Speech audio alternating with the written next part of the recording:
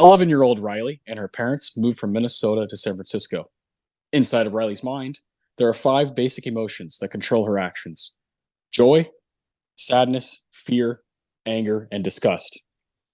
This move proves to be quite the experience for Riley and her emotions in the 2015 Pixar film Inside Out.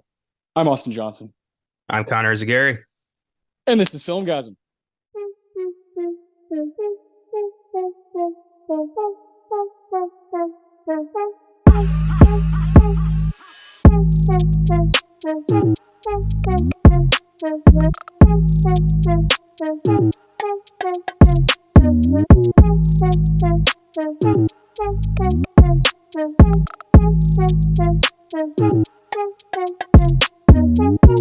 Welcome back. We're continuing our top 10 films of the 2010s project by discussing Adam's number 9, Inside Out.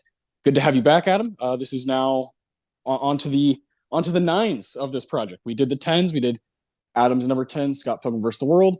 Connor's number 10, Ready Player One. My number 10, Everybody Wants Some. And here we are. We've slowly made our way through here now. We're on our fourth film. Super stoked to talk about this one. And Adam, I want to let you kind of open it up because you initially had Toy Story 3 slated for this spot, but then we had the franchise rule where you could have no franchise films in the top 10, and you ended up changing it to Inside Out. So kind of explain to me why this was the other animated film you subbed it for. Yeah, I mean a couple reasons. I mean, number one, it's just very, very good. Yeah, that's the biggest reason. The other thing is I wanted my list to have a little bit of representation of kind of the spectrum of the different types of movies that I'm in, or that I'm into. And I had a bunch of movies that were kind of 4.5 stars on Letterboxd to kind of choose from. And Toy Story 3 was one of those, and I love that movie. But because I couldn't put it in there, I was like, well, I need to replace it either with another animated movie or a Pixar movie or something like that. And Inside Out was the next choice for me. So that was kind of the reason for it being on the list. Again, I guess aside from it being absolutely fantastic and thought provoking and just so many things that we'll get into here in a little bit. But yeah, that was kind of the main reason. And watching again for this, it was just it reinforced my belief that it should have been on there. So really happy that we got it on there. I think there's probably gonna be an opportunity to talk about Toy Story, and particularly Toy Story 3 and kind of what it means to me in the time of my life that I kind of saw that movie. But really happy to be talking about this one with you guys. It's gonna be fun. Hell yeah. Yeah. I love this movie. Got to watch it with Willow a week ago. And unintentionally, I usually try to watch the movies that we cover, try to watch them the night before or a couple nights before we talk about it on the show. And it just so happened that on my day off, exactly a week ago, I was hanging out with Willow and she was like, I want to watch a movie. And so whenever she verbally says I want to watch a movie, I'm like, okay, well, I'll definitely try to pay attention and hang out with you and watch something, whatever she chooses. Doesn't really matter to me. So she wanted to get on Disney Plus, and I was like, okay, have at it, choose whatever. And she pointed at the Pixar little tab, and I was like, okay, here we go. All right, we're in business, baby. Come on, it's gonna be a good Monday. And then I kept scrolling, and she said, keep going, keep going, keep going. And we got to Inside Out, and she said that one. And I was like, cool, all right. I needed to watch this anyway, so I kind of knocked out two birds with one stone there. Got to watch a movie. I cried more this time than I ever have watching it because, I've watched the movie with Willow before, but watching, she's getting older. She's forming very complete sentences. And man, this movie's just boy, for a father-daughter or even mother-daughter, relationship, it's just holy fuck, just really, really, really impacted me. And of course, Pete Docter, the great Pete Docter, kind of one of the goats of animation, modern animation. He directed this film, and he kind of used his relationship with his own daughter, who was going through stuff, to kind of make this film. So very impactful. I love this one. So I was really glad you kind of subbed. I love Toy Story 3 as well, but I was glad you subbed it with one of my very favorite Pixar films. So Connor, what's your kind of relationship with this movie? How many times have you seen it? And what was this last visit like? This is only the second time I've seen Inside Out. Crazy. And that's not I didn't not like it or something. I watched so much that yeah.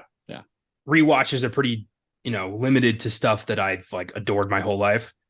I remember seeing this in 2015 and just being floored by it. I thought it was one of the most brilliant screenplays Pixar's ever produced.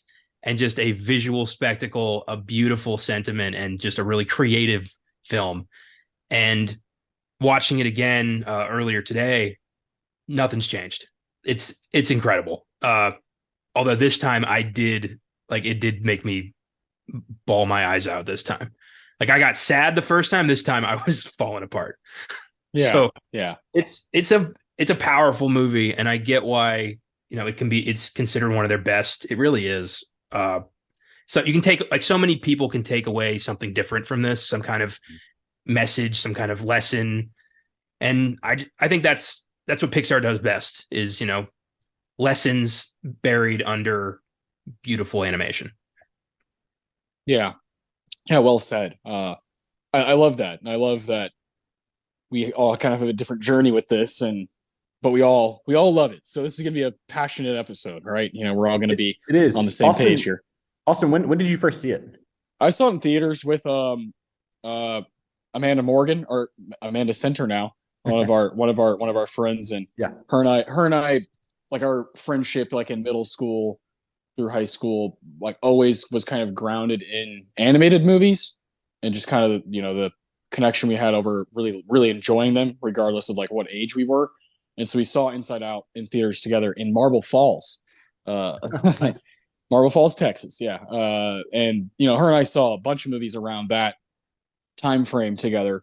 Now I don't get to see her very very, very often, but there's still that connection there of, we just really respond to these movies, and that was kind of like our thing, like our bond was stuff like this. So yeah, I very much remember seeing it in theaters, and I've seen it so many times. It's like an hour and a half, and it breezes by. It's really funny, like incredible voice cast, and again, Pete Docter at the helm is like always a surefire thing. So I just love this one, man. And that's kind of where I wanted to open up. Normally we have we have a question or whatever here at the beginning of the episode to kind of open up. I wanted to let's just have some fun with Pixar. Let's just talk about like Pixar at large. For me, Inside Out is my second favorite Pixar film of all time, behind Toy Story. And I feel like you guys also have Toy Story at number one. But Adam, what's kind of like behind Toy Story? I mean, yeah, shoot, Inside Out is right up there. I mean, I haven't like actually gone through and like I kind of do in tiers. I haven't really gone through and done like the actual like okay ranking them one through however many we're up to now. But I don't know. I first saw this Austin with our mom in theaters. We were in Dallas watching our youngest brother. He had a basketball tournament, and he was like out with his team, and so mom and I went and saw. I think it was like in Arlington. We went and saw this movie, and yeah, obviously like hit us both pretty hard, and it was a good one to see kind of with your mom. So yeah, but to answer your question, the first Incredibles is in that top tier for me. So Up is that kind of like emotional, it kind of feels that, but it's not as high for me as it is for some other people. I don't, for whatever reason, have Up as high. The first, well, not the first, I guess Finding Nemo, it's gotta be right up there. Bugs Life, Toy Story. So are we doing like Toy Story? Like the first Toy Story is my favorite, and I think the other three are like in that top tier as well. Maybe four is just a hair below it. But yeah, I would have it in the top tier of the Pixar movies, if that answers your question. Yeah, it's very hard to separate Toy Story, right? Because it's their golden, like golden child. It's got 4 films. It's a full-on franchise, and all 4 of them are really good. I think one obviously is the best. The first Pixar film, 1995, just kind of changes animated movies for the future. Won like honorary awards at the Oscars for just being so advanced and looked so amazing. I think Toy Story 2 at this point is like criminally underrated. I think it's so funny, and has some great bits. Toy Story 3 is obviously something that's really special for like our generation because of the we like lived with it for 15 years. Adam, you were of course 5 years old when the first one comes out, and then Connor and I were born when the first one comes out. So like those movies were just with us through our entire childhood. So by the time Connor and I were 15, and you were about 20 when Toy Story 3 came out, and like the stuff that they did to kind of fuck with us, like on an emotional level, was crazy. the stuff with Andy, like being the same age as we are, kind of like going to college or whatever, like those decisions that they made, and when they were all like holding hands and like thought they were gonna die, it was like, I get chills thinking about it now. It was like in the theater, I was like, wow, like I haven't felt like this pulled by something ever in a theater, and it's fucking, Tom Hanks and Tim Allen talking as an astronaut and a fucking cowboy. It's just incredible what they did. So those are kind of hard to like touch to me, but yeah, you talked about The Incredibles. I love that one to death. That Connor and I did an episode on that a long time ago. I know Connor's a huge fan of The Incredibles. It doesn't get the credit it deserves as far as being an influence in the superhero genre. I know, Adam, you're a big Ratatouille guy, as am I. I understand your feelings about Up. I think the first 10 minutes of Up are like the best 10 minutes that Pixar's ever done. Yeah. And then the movie drags a bit, and is just kind of, it's just that first 10 minutes is so like gut wrenching that it's hard to like recover from it. Mm-hmm. Bug's Life, of course. I'm trying to think. I know Connor is a massive Coco fan, and we're going to be doing that one. That's Connor's number 7 film, I believe. So we'll be doing that here in the near future. Coco's wonderful. I guess Monsters Inc. I'm a huge Monsters Inc. fan. But yeah, that's kind of where my head lies, or my heart lies. Connor, I know, Coco is obviously kind of the one that maybe challenges Toy Story, right? For me, yeah, I've never had such a visceral, like fast emotional connection to a film that I'd only seen one time. Like that was new to me. And I don't know if it's the cultural aspect or the family aspect or what it is that about that movie that really just dug into my heart and stayed there. But yeah, Coco's special. Toy Story, it's the one that started it all. We grew up with it. It's still great. It looks great. There's some, there's some minor things like, every kid looks like Andy. That's a little creepy, but it was 1995. They were still figuring out how to make it. Yes, Sid is just like a demented Andy. Yeah, pretty much. They have the same shaped head because it's easier to replicate. But whatever. I agree with you with the sequels. I think they're all great. 4 is just it's good too. It's just it didn't need to exist. We didn't need part 4. Nah, but it is nice to have an epilogue that doesn't suck. Yeah, it's still a good movie. Yeah. I was surprisingly more attached to WALL-E. On a recent watch, I was like, you know what? I get it. This is pretty good. It reminded me a lot of like Chaplin's work, kind of a silent comedy. I agree with you on Up. Yeah, those first 10 minutes are great, but after that, it's basically just an old man and a Boy Scout chasing a bird. Which is not bad. It's just kind of like this was way better when it started. Yeah. Oh yeah, it's just such a visceral experience the first few minutes. Do y'all think they've done anything lately that has like really impacted you? Because like recently we had like Luca and Turning Red and Lightyear and Turning Red. Jesus I think Christ. Soul was really good too. Soul Soul awesome. was great. Yeah. Soul was cool. And fucking, Inside Out is now 8 years ago, and Coco's only 6 years ago. Like they still have it. I am waiting for, like, I was really rocked by Soul, but it like hasn't proved to have the lifespan that some of these other ones have had. No. So I'm waiting for that. I like the next one to come out. But man, Turning Red was so popular in my household when it came out. I've seen that movie like 30 times. Blanket Fort Town. Yeah, Fort Town, baby. yeah. Turning Red, there's just nothing like it, and within the other Pixar movies. For anyone listening, Austin's daughter Willow is obviously, like you said earlier, getting to the age where you can kind of, I can like speak full sentences, but she had this thing like when she was younger where she would kind of flip, like she was like, I want my, so she had Fort Town is the name of the like a boy band in Turning Red that like the girl's obsessed with.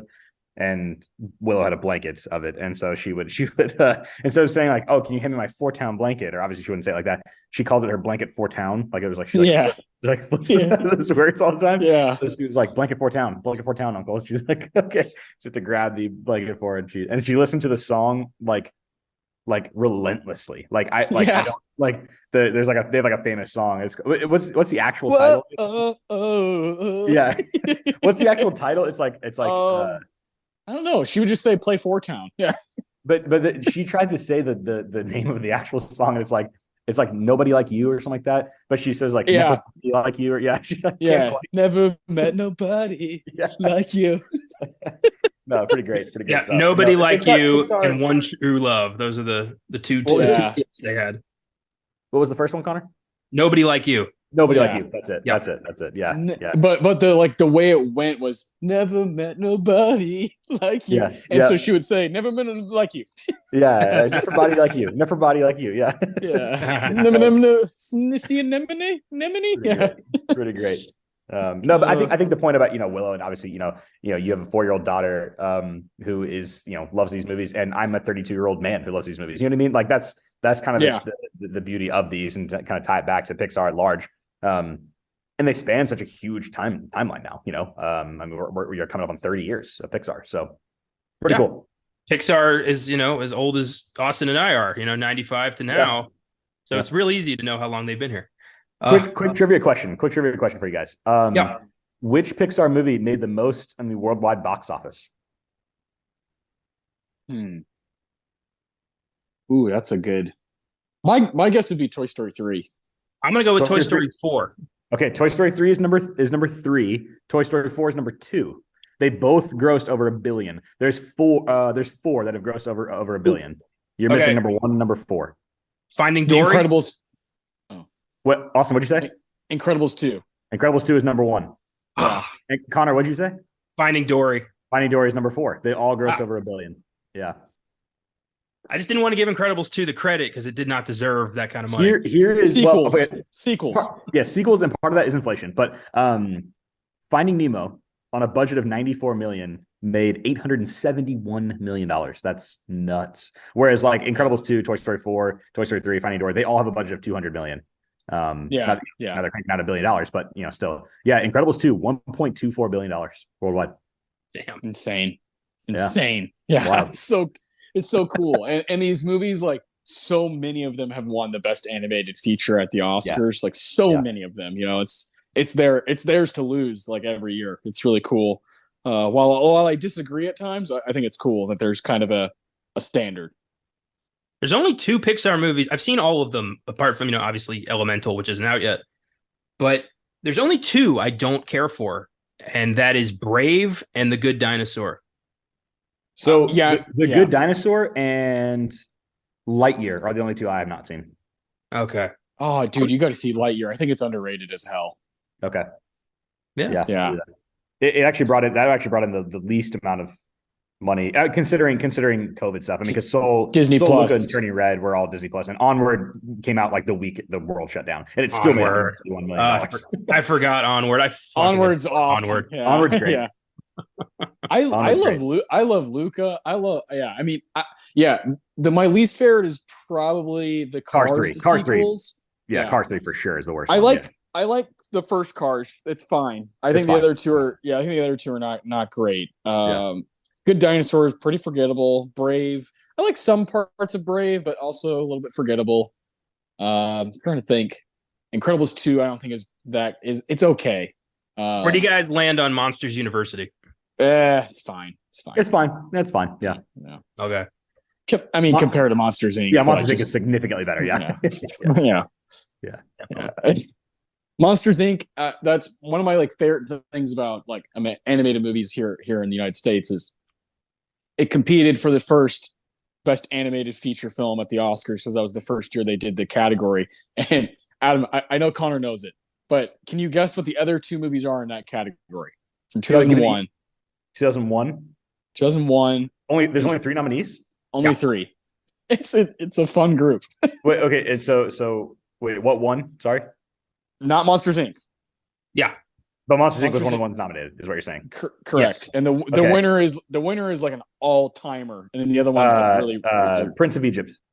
No. Oh, good call. I like that movie. 2001. Same company as Prince of Egypt. Oh, really? Oh, shoot! I should get this then. Oh yeah. You love Shrek. This movie. Shrek. Yeah, Shrek. Yeah. Okay. Yeah. The third one's real random. I didn't know what to guess. Give me the company. Do you know the company? Yeah, Nickelodeon. Oh, Nickelodeon. Oh, Yeah. It's not. Is it like a Rugrats movie or something? Or No. I have no idea. I have no idea. Jimmy Neutron. Oh, okay. Yeah. Okay. That's such like a like what? Those three movies are the first to ever compete for the best animated feature. And Shrek wins. Yeah, Shrek. Yeah, Shrek's great. I think in any other year of like Monsters Inc., that's its award, but Shrek is so good. And it's also that's also like weird because the next year, 2002, Spirited Away competes in that one, but Spirited Away actually came out in 2001. So like Spirited Away, I mean that's the only foreign language animated winner ever. Studio Ghibli. So that movie's fucking rules. So like 2001's kind of stacked. Sorry, it's already a stacked movie year, and they have some great animated stuff. But anyways, I just think like Pixar conversations are so easy at this point with people around our age because chances are you've seen like 20 of them. And I think there's 24 now, 25, and chances are someone in their late 20s, early 30s has probably seen a large number of them. Well, they put so much more effort, if that's the right word, into like everyone getting on board with their project. Like, it's not just like for your kids, it's also for you. Yeah. And the messages are just so sweet and endearing, and they're rewatchable. I don't know what they're doing over there, but keep it coming. Yeah. There's 26 for the record. That's the 26. God, man. 26. Yeah, and I'm gonna see them. I'm gonna see them all. Like maybe not all in theaters. Like Elemental, I want to see, but if I see it on Disney Plus, so be it. But I'm gonna see all of them eventually. I guess is the point. They've kind of just won that war in my mind of like, all right. I mean, it's worth it to at least check it out. Okay, real quick. Here's three other trivia questions. Which one has the highest score on Rotten? Actually, two of them have 100% on Rotten Tomatoes. Toy Story. Yep. And I know Inside Out has a 98%. So Toy Story 2. Toy Story 2, 100%. Wow, Toy Story 2, 100%. Okay, which one has the highest Metacritic score of a 96? Bug's Life. No. I just want to give it a shout out. Bug's Life is like pretty low. Yeah. A lot of people I feel like don't give it. It has the best villain to me of any of the movies. Kevin Spacey as Hopper. Yeah. That one and Jason Lee's Syndrome in The Incredibles. Like those two villains are fucking sick. 96 Metacritic, and it's not Toy Story. No, Toy Story has a 95. Finding Nemo. Wall-E has a 95. Ratatouille It is. Yeah, let's go. And then only three have a cinema score of an A-. Everything else is A or A+. Damn. 3 have A-. Good Dinosaur. No. Good Dinosaur is an A. Cars 2. Cars 2 and A-. Yes. Brave. No. Cars 3. Nope. Monsters University. No. The Incredibles 2. Think more recent. Okay. Incredibles 2. Luca. Lightyear. Yep. Not Luca. Not Onward. Onward.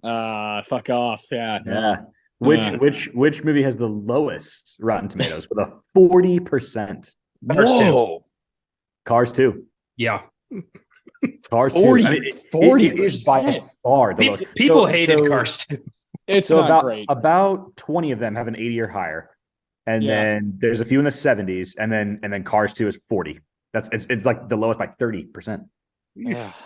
Man. So Cars 2, funny story. Before we move on. Cars 2 came out in 2011. And I went to the theater, went to Northwoods, good old Northwoods, where you can just run like a madman in that theater. No one cares. Security is a joke. Especially 10 years ago, right? So I went with two of my good buddies, Chase and Arnold. Shout out to Chase and Arnold. That's who I was hanging out with nonstop during I would have been like a freshman or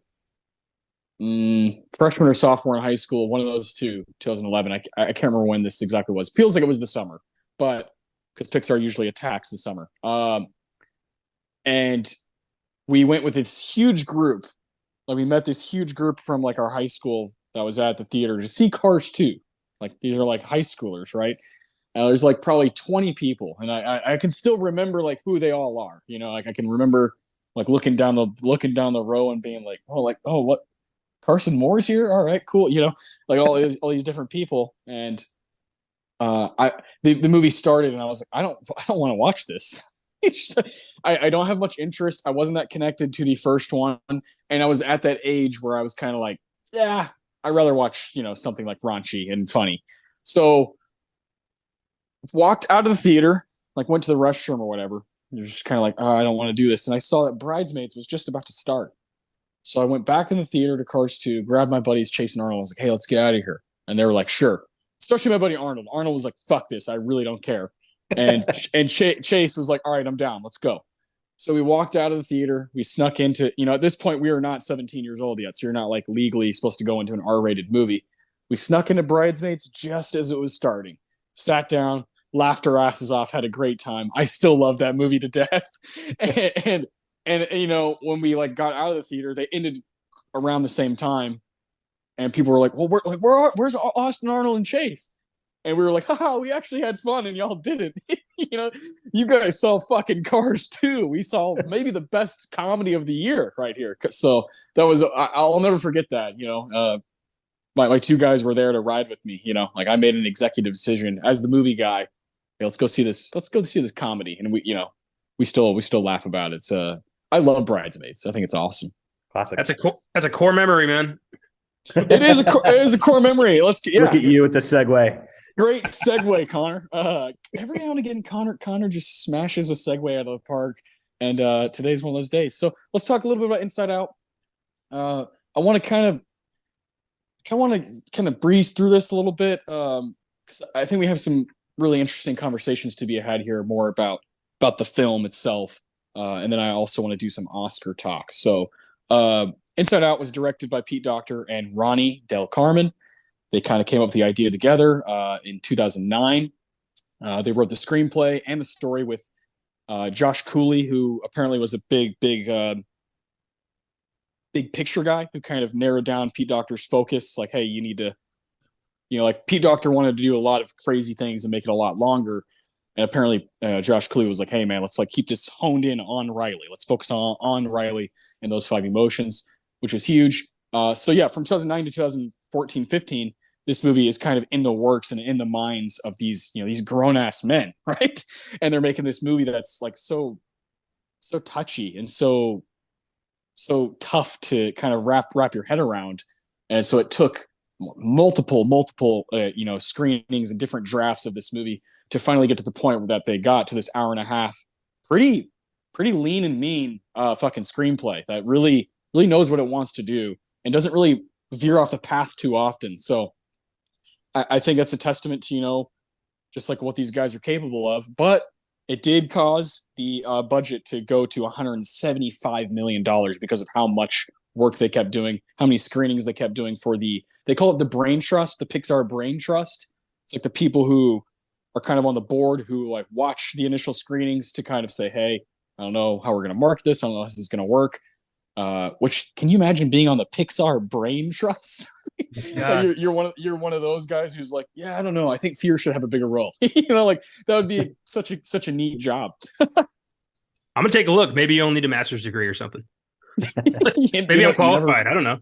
You never fucking know, man. That the $175 million budget, while it did kind of get some negative talks going around about what Pete Docter and everybody was doing around Disney and Pixar, it did end up making $860 million at the box office. Huge deal, and became this kind of modern, like Wall-E is definitely the one of the 2000s that is looked at as, you know, like it's in the Criterion collection. You know, it's a big deal.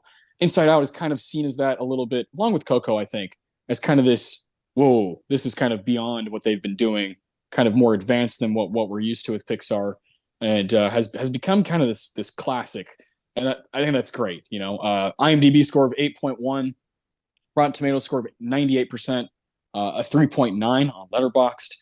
And for me, it's a 5-star. It's a 5-star movie for me on Letterboxd. It's a 10 out of 10 type thing. So I almost put it on my list if it weren't for another animated film, because I also wanted to include one on my list. And Connor, you did the same. We all have one animated movie, and I love that they're all different. We're gonna be able to touch on very different movies, so I'm super stoked for that. But what I wanted to do here that's a little bit different is actually go into the Oscar categories.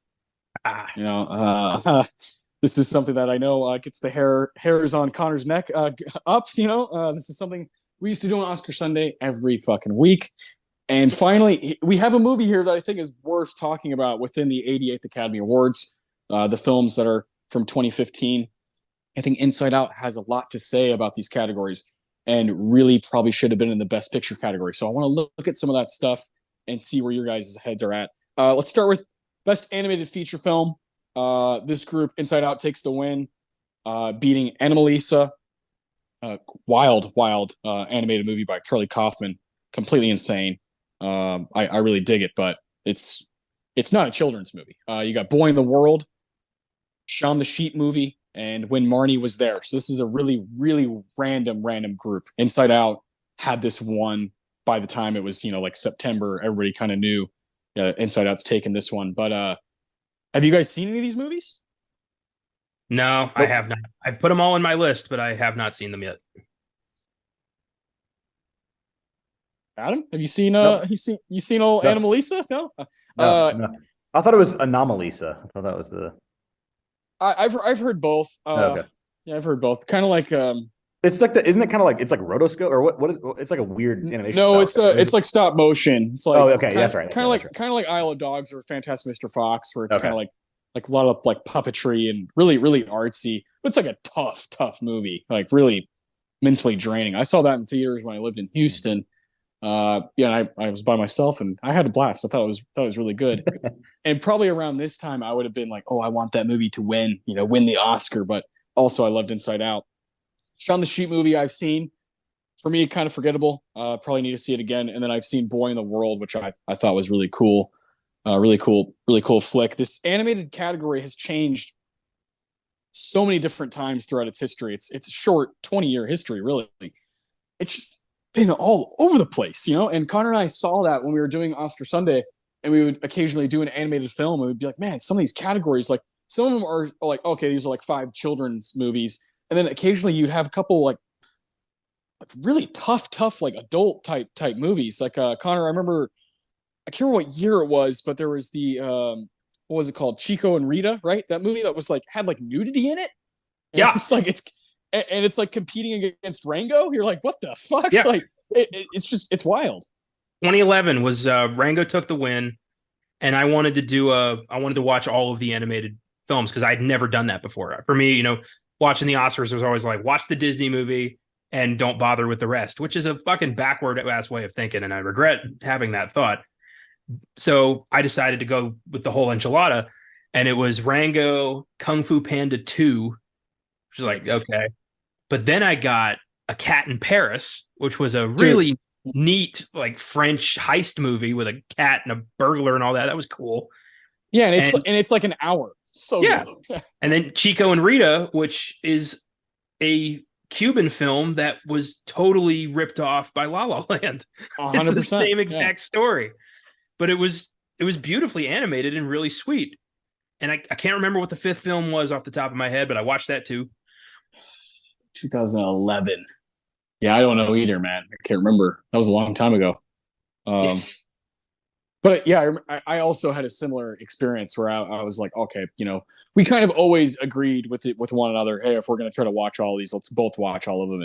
And we would do that. And yeah, the animated category just always blew me away. So even this one, 80th Academy Awards, this is a random ass group of movies. Puss in Boots, that was the other movie. Oh, yeah, it's decent. Decent flick. Second one was not as good as this recent one. Jesus Christ.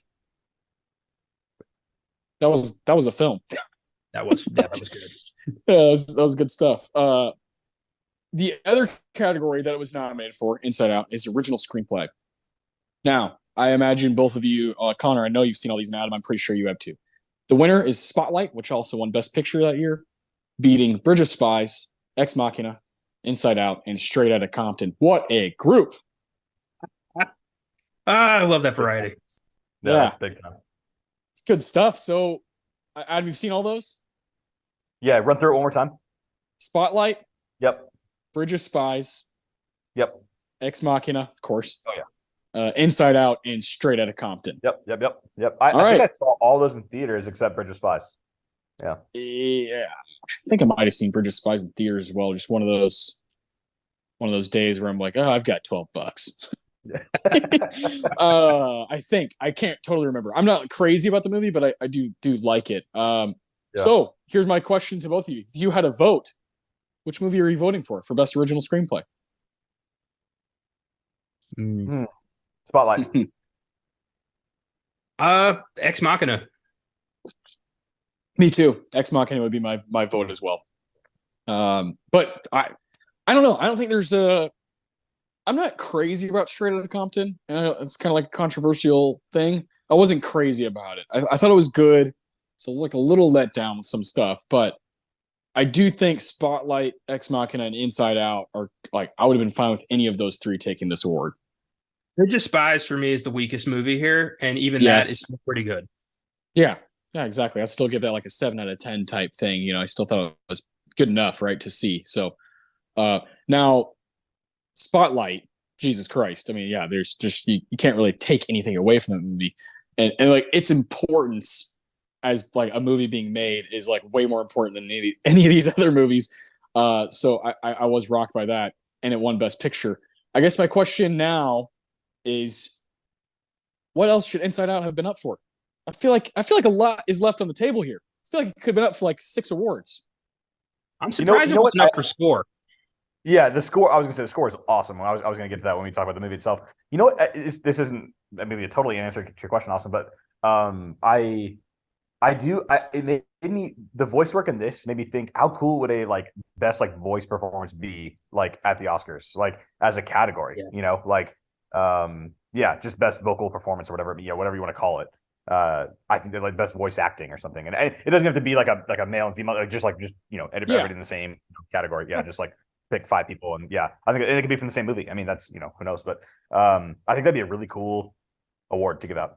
Absolutely, like considering how animated films have, I'd say at this point, earned the like acclaim and respect that traditionally made films are have gotten.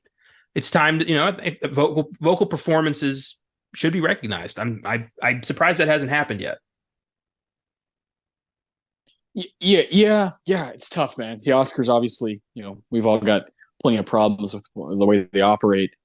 There's just stuff that I feel like voice or vocal performance and like best stunt performer or whatever. I feel like these are things that would bring average or not average, but normal movie lovers to care more.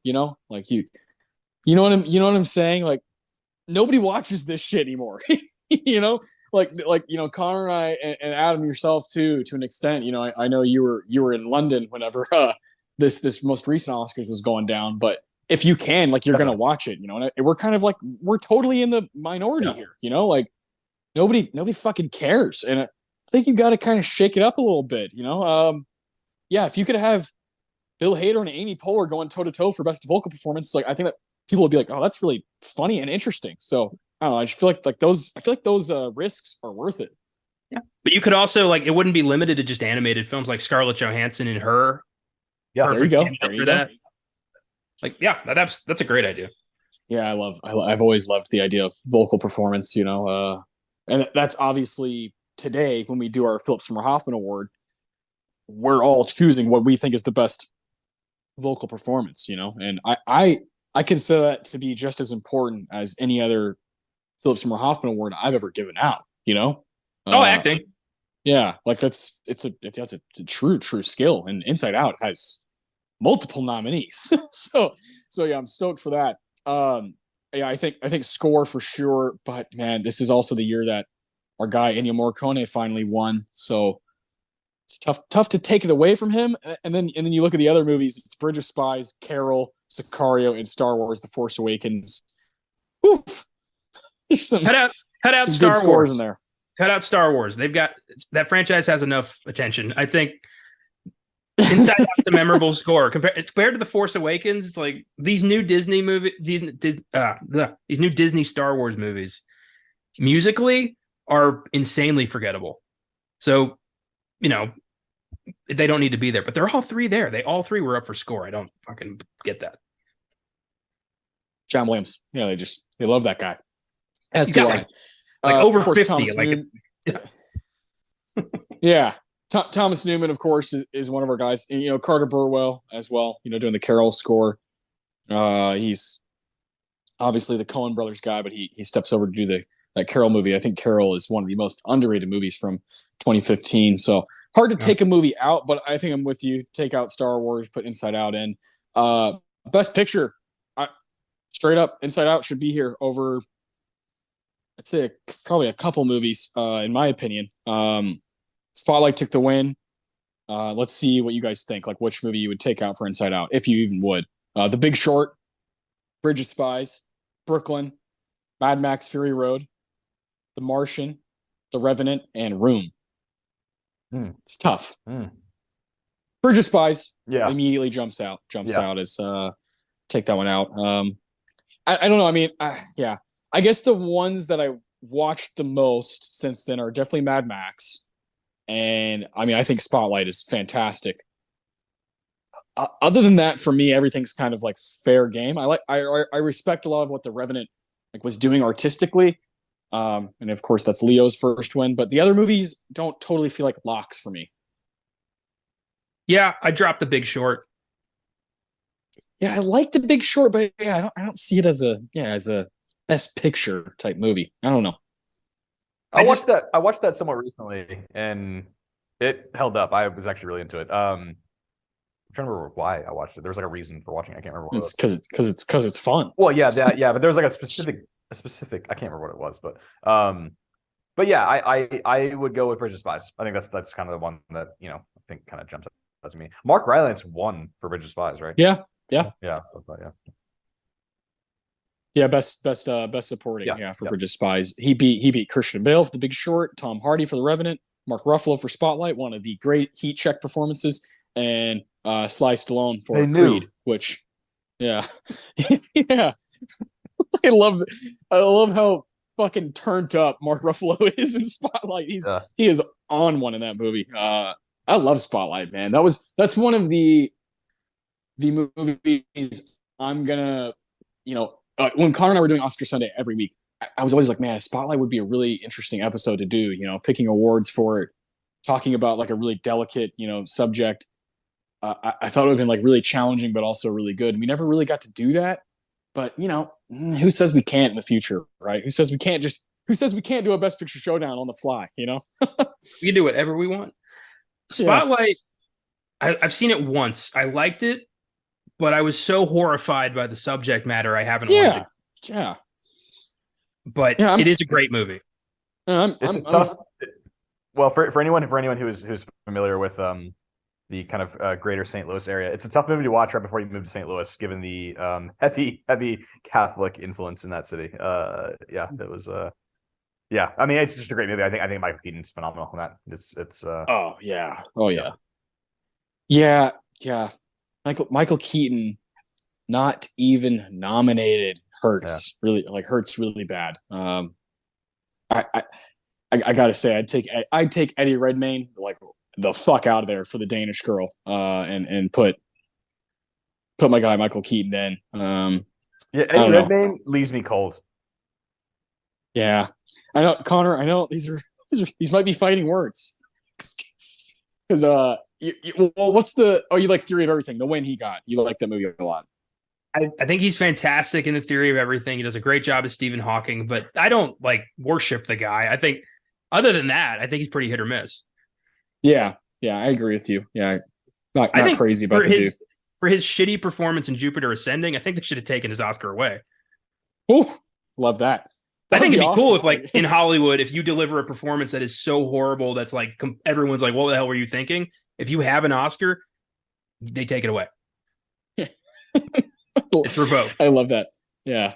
The thing I remember the most about that ceremony, watching it, was seeing Leo win.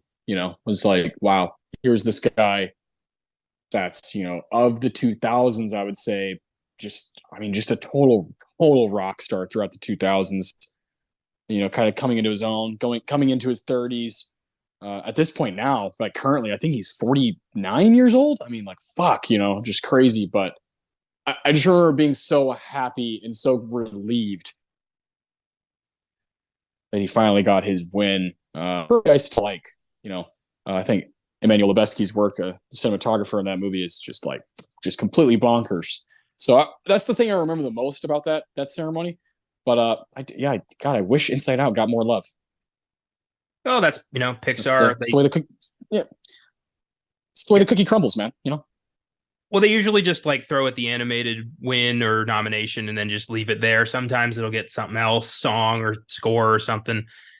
But I don't know. Animated films they still have a hell of a mountain to climb for some reason.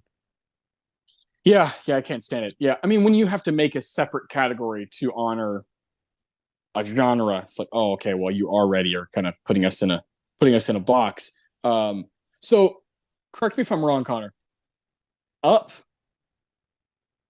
and Toy Story 3 are the only Pixar films to be up for Best Picture, but Beauty and the Beast was the first, Disney animated feature. So Inside Out and Coco, to me, it's like, what are we doing? Especially Coco. I think Coco, outside of Get Out, I think Coco is like the most complete film from 2017. Like, I still think that to this day. Like, how is it not up for Best Picture? I don't know.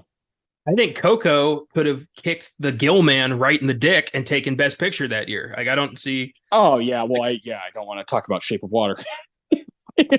No, not my kind of flick.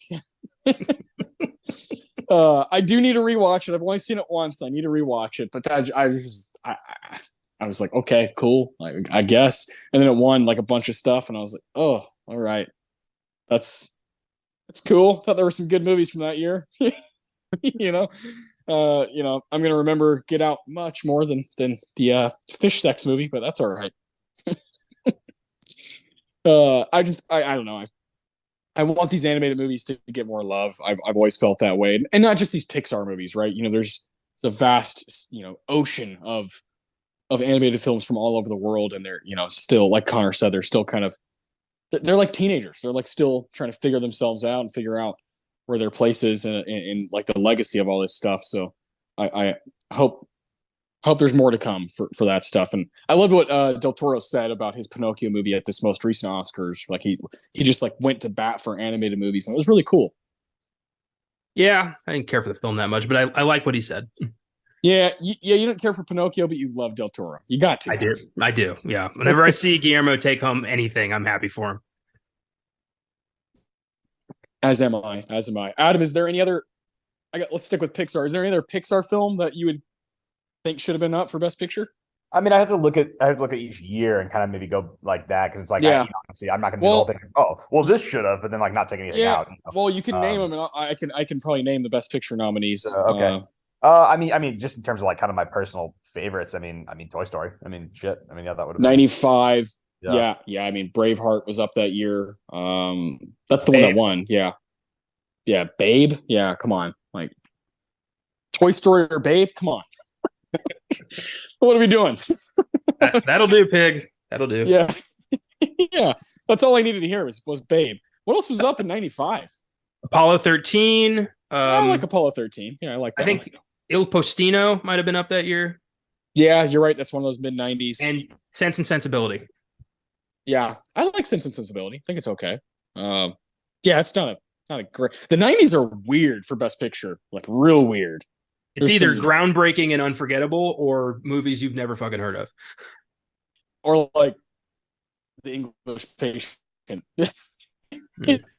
English Shakespeare in Love. There's certain words in there that you're like, wow. I mean, I guess like, I don't know. They're not movies you're gonna rewatch over and over, I guess is my point. Yeah, there's a lot of that too. 2007 Ratatouille. I mean, tough category to break into. Toy Story 2.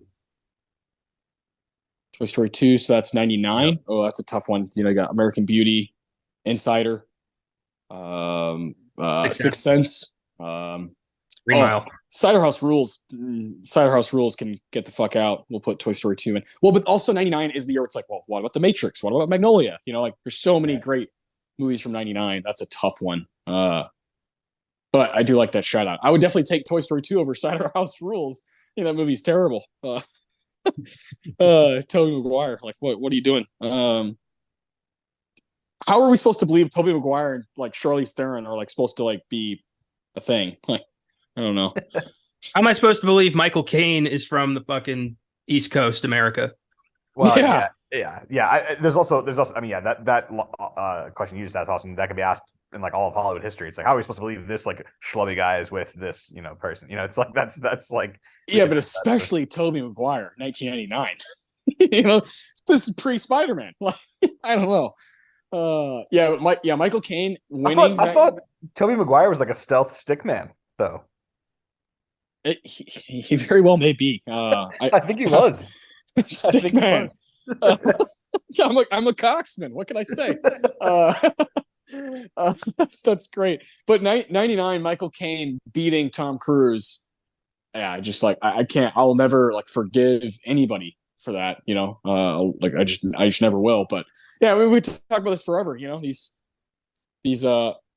animated features that you'd love to see kind of break into the best picture category, and you just hope it happens again in the future. You know, you're like waiting because the last time was Toy Story 3. Like, can we maybe go not a whole decade and almost a decade and a half now without an animated feature in the category? So yeah, I love doing this Oscar stuff. I love, Adam's not been on a ton of like Oscar Sunday episodes, so I like to see kind of like what his opinion is on some of this stuff. And I know 2015 is a year where you've seen a lot of these movies. So, maybe one day we'll do a spotlight episode and we'll do it all three of us because that'd be a lot of fun. Inside Out, back to that. Obviously streaming on Disney Plus, very easy to access. This is gonna be really special to hand out awards this movie. I'm gonna let Adam start with his awards, and we'll go to Connor, then myself. Of course, we have the Tarantino for the best quote of the movie. We have the Thomas Newman Award for the best music moment, best piece of score, whatever you want to go with as far as music goes. The Phillips from Hoffman Award for the best performance, in this case, best vocal performance, and the John Carpenter Award for the best scene of the movie. So let's take a quick break and then we'll do these awards. Okay, we're back. We're going to get into these awards. Like I said, Adam, you're going to start, so take it away with your Tarantino Award. Okay. I mean, there's just so many to choose from. So many. Yep.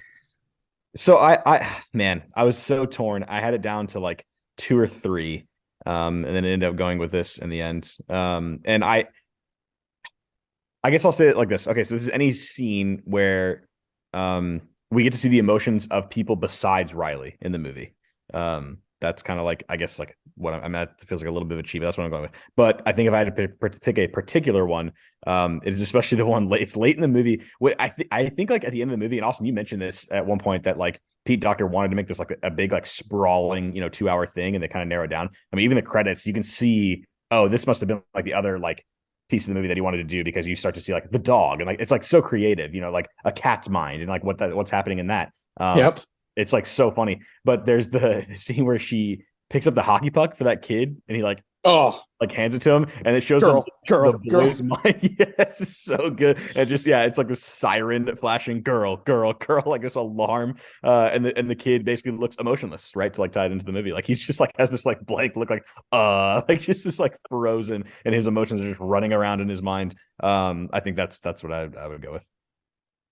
Yeah, I love that bit. I think it's so good. It's also good to see Riley back in the rink. Oh yeah, she's a real hockey gal from Minnesota. So I love that she's back in the game, deep. Just get in front of the net and just crashing. Onto the I just think it's great that she's a hockey player. I think it's like such a cool touch. That comes from Ronnie Del Carmen, who's the co-director.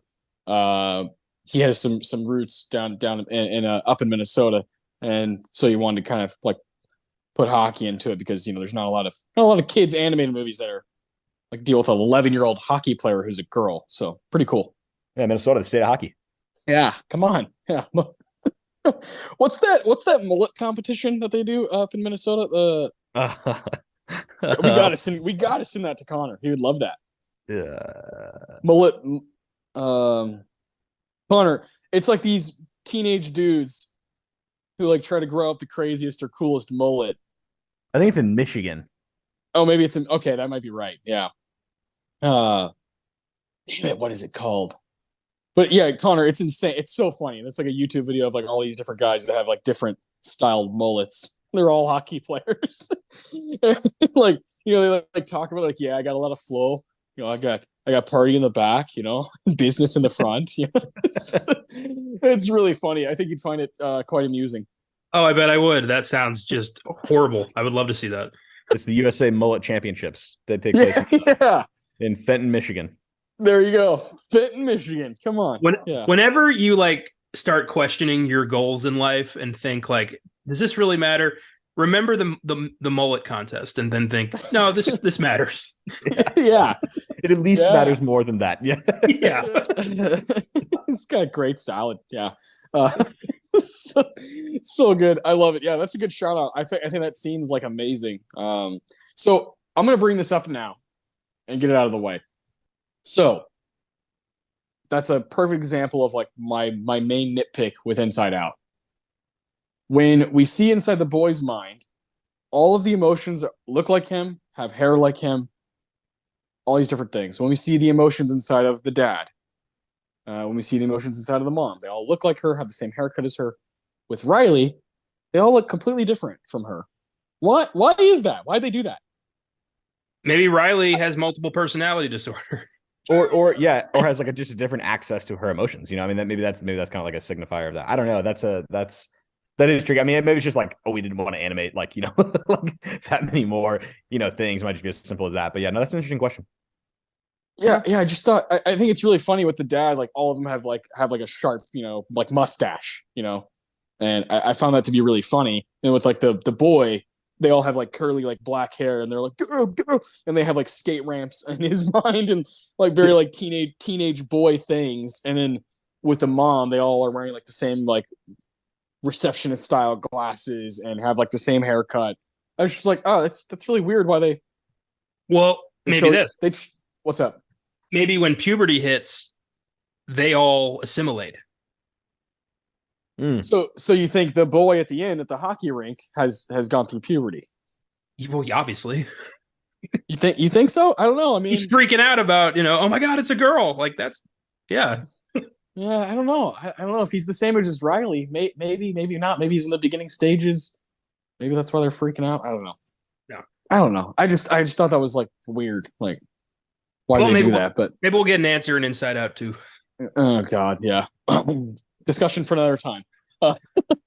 Connor, what'd you go with for your Tarantino?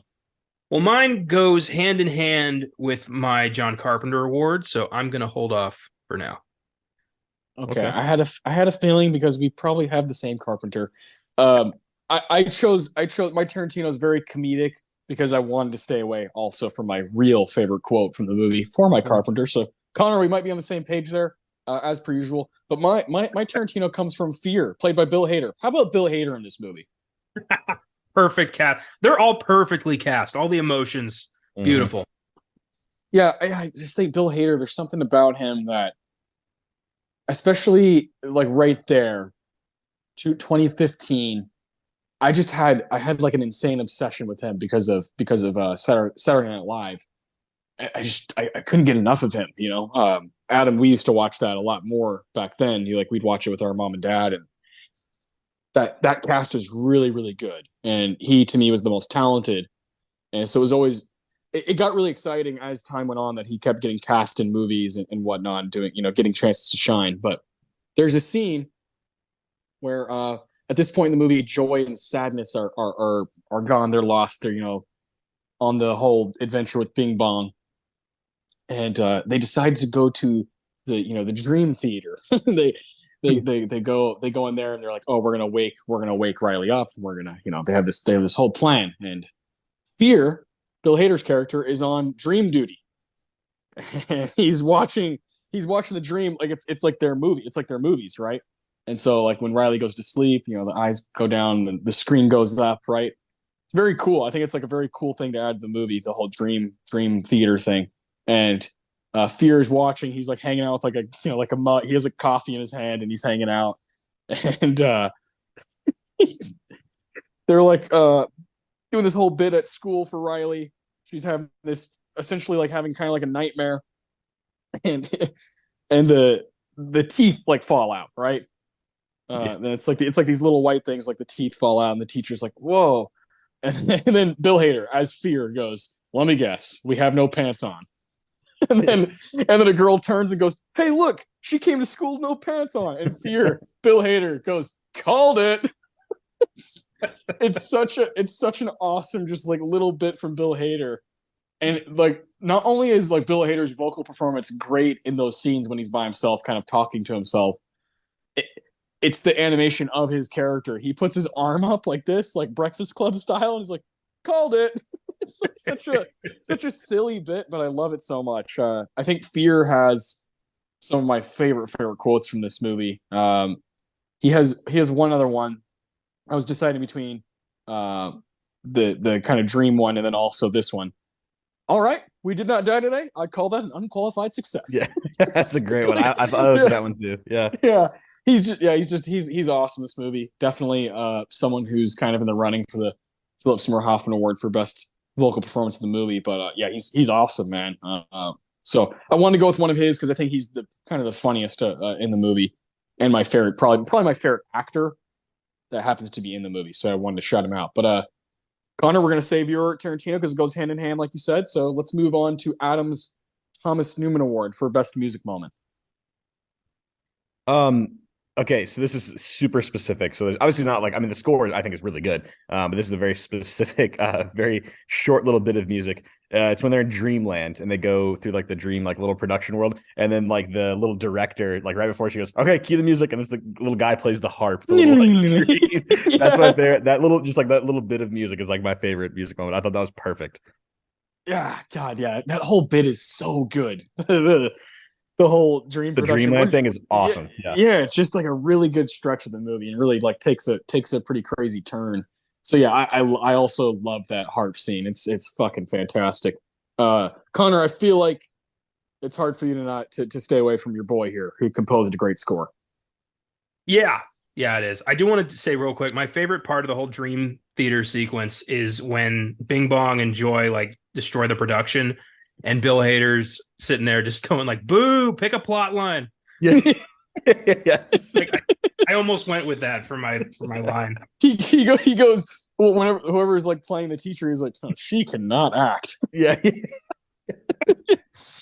He's like sipping tea. Yeah. Yes, yeah. He has like hot tea because he's like, "Oh, I'm on fucking dream duty again." Jesus. I can see Bill Hader doing this in different like cadences. Like I don't know if that's the right word. I think he can do it for different ages. Like he can do it for a kids movie, but if you were like allowed to curse and this were like an adult movie, he'd be like, "Oh, fucking great." Like, he could just kind of match. He can meet the audience wherever they're at. I think that's like a true skill. It'd be the Adventureland character, you know? Yeah, exactly. That's where my mind went. He's so good in Adventureland. Yeah, like now you look more like a games guy. Yeah, yeah. So good. So That's good. Great. My bit is a bit of this great score. It's pretty early on in the movie. It's when Joy kind of has control over, the brain or whatever it is, the console, and she's just watching Riley ice skate. And the music is it's just a soft piano. It's the theme of the movie, but this, soft piano version. And you just get this sense that everything is about to change. Like this is the last time things are going to be this simple. And I love that vibe of like, right here's the moment. Like, for Joy, this is a core memory for her. And it was a beautiful moment. Yeah, man. Oh yeah. The first few minutes of this movie make me extremely emotional, and it's some of the most impressive stuff that they've done. So I'm kind of in the similar boat as you. I chose it's called Bundle of Joy, the kind of like title at the very beginning of the movie.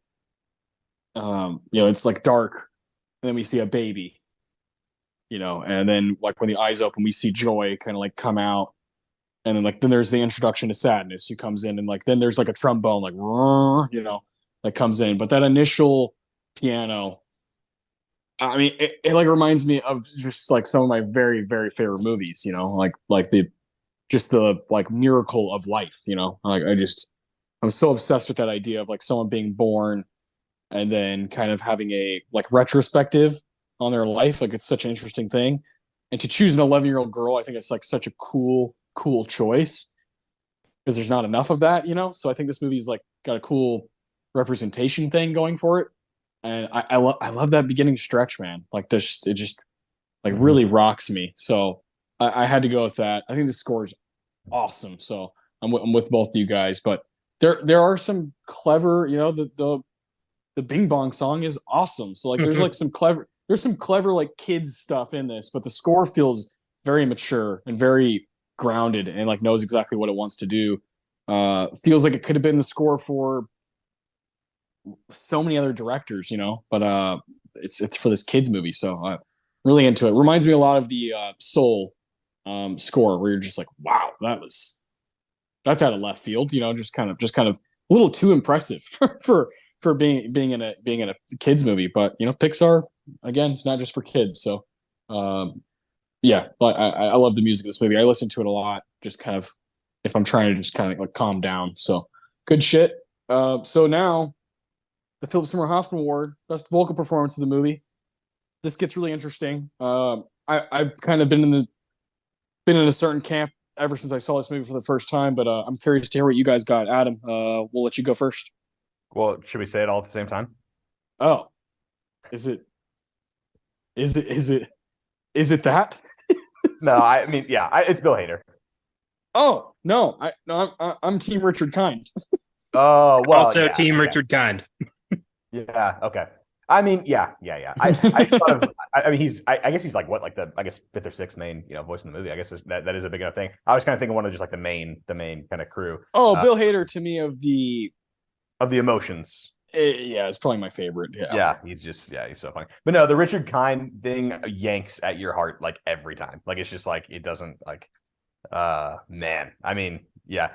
I mean, his ability to kind of play like earnest but kind of dumb, just it's like, but then like also unbelievably like sweet and like emotional, it's just like at all different points, movie like exactly when it's needed is like totally makes sense. But no, Hader to me, I would give it to Hader. I mean, Hader is just so damn funny, and the way the animators obviously like animate the character of Fear, because in the wrong hands, that Fear one could be so like just over the top, like just that kind of I'm so scared all the time. It's like, but he maintains this sense of like it's like an appropriate fear, it's like no, yeah. Like this emotion is needed to kind of tell you like, oh, like, are we sure we should do that? Even if at times it's like, okay, well, you're overthinking this here. That in the wrong hands could have been like really like kind of dumb, and just kind of like a lame thing. But he brings such like a great like sense of humor to it, and then also a sense of caution, but also just like the dream sequence where he kind of lets his guard down a little bit. He's like being himself a little bit more because like, oh, I'm not like kind of on patrol here. I'm more just like making sure nothing crazy happens. So you kind of see him have the lines like, oh, she can act, or like those little like sarcastic are just really good. I just think he nails it. But yeah, another Richard Kind. I mean, he's unbelievable. Y'all can go ahead with him. Yeah, I mean, Bing Bong is probably my favorite Pixar character of all time. I can't. It's really hard for me to even talk about. I don't even really know like how to articulate it. It just lights me on fire every time he even comes on the screen, because what's coming and like what's about to happen, and just he what's the word? He like brings like a fabric to the whole. We're just gonna forget things, like things are going to fade away. So I know Connor and I have the same John Carpenter award, and that's that like that whole idea is just like woof, like it just like ruins me that you're over time things are going to go away. And, like I still remember that I had an imaginary friend when I was like really young, but I don't remember exactly like how I envisioned them or like what it was. I just know I talked to something a lot, and I see Willow doing it, and it's like ugh, like gee, like it's like too like makes me want to take a shower, but not because I feel gross, but because I'm like, what the fuck? Like I need to do something else to feel something else because I can't handle this. So whoever came up with the idea of Bing Bong is like, I mean, just like earns all of my respect. So and Richard Kind, without him, you don't have that just like silly clownish voice behind his character. And if you know Richard Kind, that guy, that motherfucker can act and he can do all kinds of things. So for him to kind of do this, and it's now like one of his most known roles of all time is really cool. But yeah, Connor, I'll let you speak on him because I really don't even know like how to articulate it. Yeah. Silly and sincere. Bing Bong. I remember reading somewhere that in one of the earlier drafts, Bing Bong was the bad guy of this movie. Like he was trying to that would have been tragic. Yeah, right. I mean, he was trying to like get into the core memories to like make himself like alive again, and he was willing to do whatever it took to get up there. I'm so glad they changed it to make him this like very helpful force who just wants Riley to be happy and safe. Like that's beautiful. And Richard Kind really brought this lovable quality to Bing Bong that really fucking hurts. It's so amazing. Like there's this character, just mentioning the name now, Bing Bong, just breaks you if you've seen this movie. And a lot of that's the writing, but a lot of that is Richard Kind's approach to the role, and I'm so glad they cast him. Yeah, me too. But I mean, yeah, as much as I adore him, like he is the Pixar supporting character for me. Him and Gil from Finding Nemo are like my two go-to supporting Pixar characters. Now, I mean, Bill Hader, like Lewis Black is fucking amazing in this movie. Phyllis Smith, I'd say a lot of people would go with her. Yeah, she is fucking lights out as Sadness and has a lot of like the biggest quotes in the movie, like the biggest moments, I guess, like her and Joy, the realization that you can have happy, sad moments, like it doesn't have to be one, it doesn't have to be one emotion, that you can be happy, but also cry. You can, you can be angry, but also like use it for good. Right. Like, I don't know. Like I love that idea so much. And I think Phyllis Smith is just like perfect for that. Amy Poehler obviously like really carries this movie, and Mindy Kaling, she's good as discussed. She doesn't get as much stuff as everybody else, but like the mom and dad are Diane Lane and Kyle MacLachlan. Like what the fuck? Like what are we like? How on the earth? Bobby Moynihan is here. Bobby Moynihan is in this. Flea is in this movie at one point. Of And course, then- what? Go ahead. No, Go ahead. I don't know who you're going to say because John Ratzenberger's also Yeah, in that's it. exactly what I was going to say. The Pixar legend. Yeah, Pixar legend. Not doesn't seem like the coolest guy, but that's all right. He's a Pixar legend.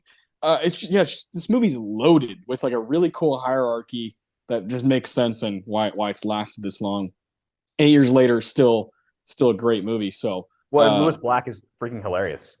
Yeah, he's awesome. In this Who else would you cast as like the embodiment of anger? It's just perfect. Yeah, it's perfect. Yeah, I was thinking though, like if they wanted to take a route where like because obviously in like the parents' minds, all of the voices are like male and female, right? So in her mind, she has like both, like in the dad's voice, they're all male. In the woman's voice, they're all woman's like emotions and voices, like embodiment or whatever. I would wonder like if you were to cast the anger and fear, if it was two women. I haven't thought about this enough. I should like actually list, but who would you cast as like the woman's voice for fear and a woman's voice for anger? Fear, I would definitely, just for chemistry reasons, I would probably lean towards Tina Fey with Amy Poehler. I feel like she could work with that really well. She could. You know who I was thinking about though is Joanne Cusack. Ooh, as Fear, yeah. And then I Maya Rudolph as Anger. I think she could easily. Well, Maya Rudolph she could do anything. Yeah, she could be any of them. She could play all five at the same fucking time. Yeah. I'd keep it in the Bridesmaids family, and I'd make Anger Melissa McCarthy. And fear Kristen Wiig. Sure. Yeah, that's good. That's good. I don't know. Rose Byrne could do fear. Yeah, I mean, yeah, if you go to the Bridesmaids route, you could really do some cool stuff. But yeah, I mean, fuck, man. Yeah, this is. I like that. I like that question a lot. Yeah. Like, where exactly do you go with that? But I mean, yeah, man, this cast is really cool. Like really cool for even Pixar. I mean, they usually get some bangers out there, but I like when it's not just a bunch of impressive names that everybody knows. Like even Lewis Black is kind of a okay. Like when we saw that, we were like, oh, okay, fuck yeah, like he's gonna be great. But like, it's not like kids are like, oh, like it's not like The Rock. You know what I mean? No, it's not like a household Lewis. name. Yeah, Lewis Black is kind of not underground by but he's not he's not an A-lister. So I don't know. I think that's really smart. Like Phyllis Smith is like incredible casting. Just let's find this woman who does have this character out there in the office that kind of says some similar stuff. Let's just fucking turn that to 11. So I love that casting as well. I feel like Pixar's never really stunt casted. They've always casted the right people for the right characters, which is great. It's how it should always be. But Pixar's, I feel like, has never done that. Never just been like, let's get a bunch of rock stars. Yeah. No, like even Lightyear, Chris Evans, like, yeah, he's an A-lister, but he also makes sense for a younger, more inexperienced Buzz Lightyear. Like it worked.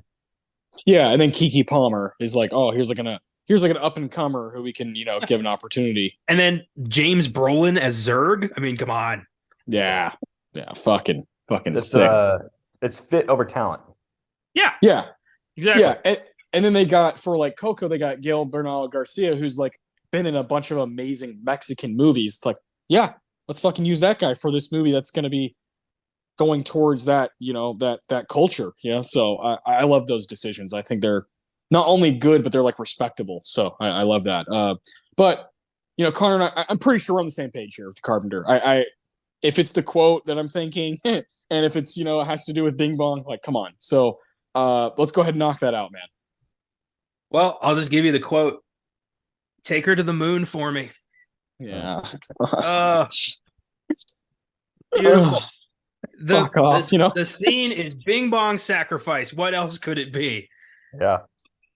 Yeah. I mean, yeah, it's beautiful. It's beautiful. I mean, yeah, it's the scene where you kind of sit up and you just kind of like, and it's coming if you've seen it a couple times. You're just like, oh, here we go. You kind of jump off. In my mind, I remember it lasting a tad. I haven't seen it in a minute. I've probably seen it 4 or 5 times now, but I remember it like lasting a tad longer. Like the attempts, like there's a few more attempts, and it's like finally. But no, it's like relatively quick, and then he fades out so fast. It's like yeah. Man, I guess he was just that's it. Any second. So yeah, no, it's that one. Yeah, his like inflection, it's perfect. It's a perfect line. Yeah, it's like he lost his will to live because like he knows now Riley's going to be safe. She's going to be happy. He doesn't need to be here anymore, so he just let it go. Yep. Yeah. Well, yeah, and man, that's like such an important thing to like be okay with, to accept, is like when a job is done, move on. Like learn to move on. And like Bing Bong knows. So silly, like saying this out loud. It's like Bing Bong, no, he knows what's at stake here, and for Riley's joy, for lack of a better word, like this has to happen. He has to sacrifice his weight, his like the sheer depth of like who he is, and like how big he is. If he jumps off the rocket, like it's gonna happen. So the coolest sacrifice ever. Like so many movies, especially kids movies, like let you off the hook. And Inside Out, for it to do this, just does not let you off the hook.